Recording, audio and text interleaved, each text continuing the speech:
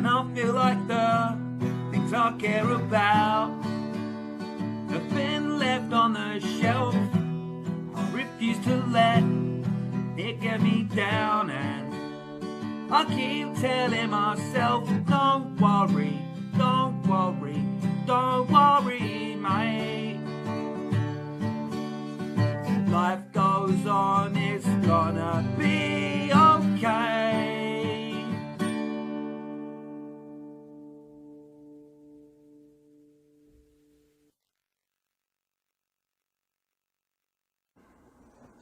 I was at Liverpool Street train station last night, waiting to get the train home, and this stranger walked up to me, Chinese geezer, and he started saying hello to me over and over again. Hello, hello, hello, hello, hello, hello, hello, hello.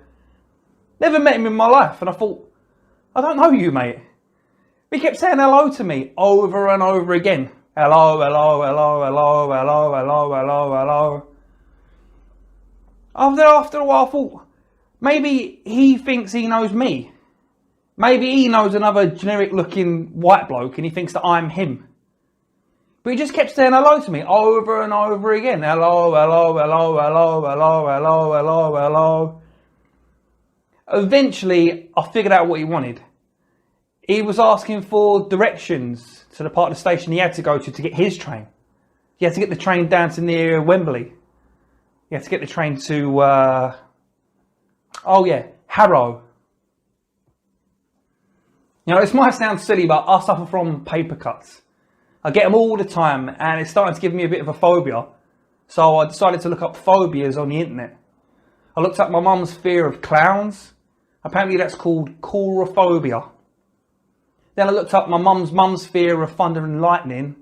Apparently that's called astrophobia. Then my computer crashed and I lost the use of Google, so I just left it. I mean, I could have carried on looking up more phobias, but given my fear of paper cuts, I didn't really fancy playing Russian roulette with a textbook. You know what I mean? Comedy's funny.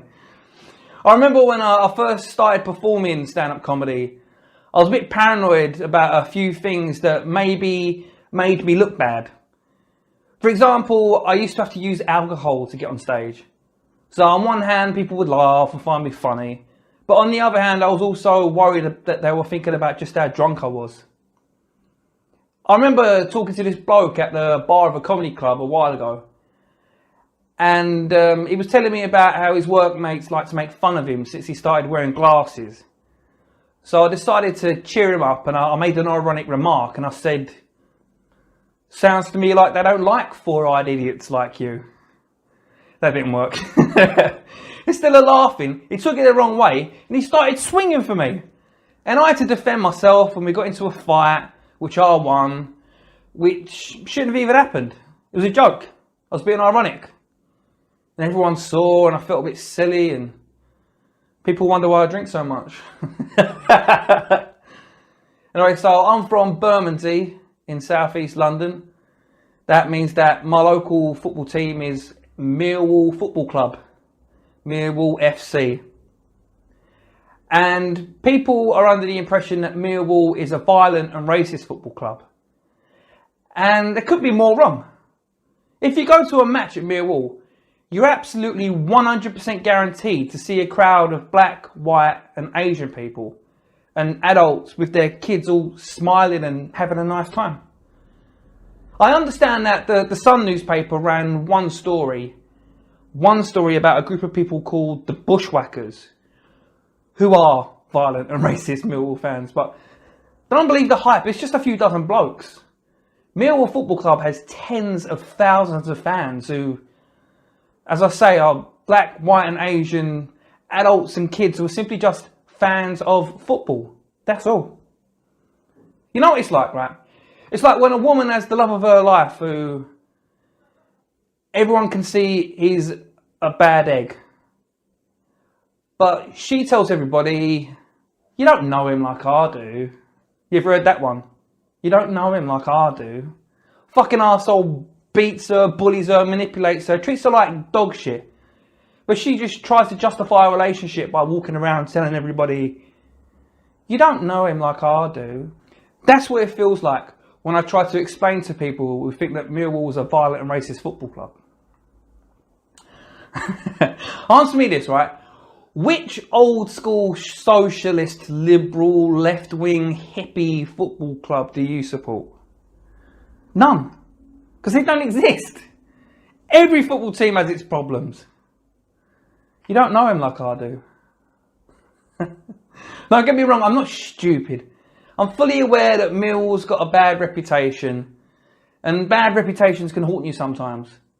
Only just the other week I was waiting to go on stage when a stranger said hello to me, and he said, "I've heard you like to call people who wear glasses four-eyed idiots," before proceeding to kick 7 bells out of them. I said, "No, it was a joke. I was being ironic. It should have even happened." You don't know him like I do. I want to talk about feelings.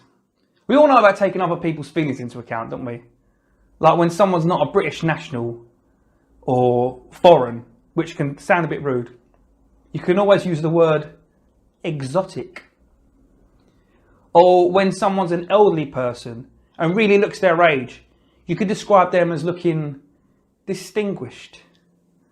Well, I recently found out that instead of calling unemployed people who are fully able to work social scroungers, you could describe them as being energy efficient, given all the energy they save while sitting around on their fat asses doing fuck all every day.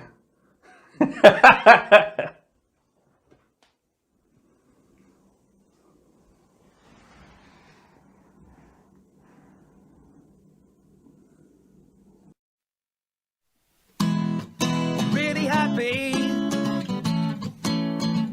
'cause I'm having a good day. The sun is shining, I hope it's shining your way.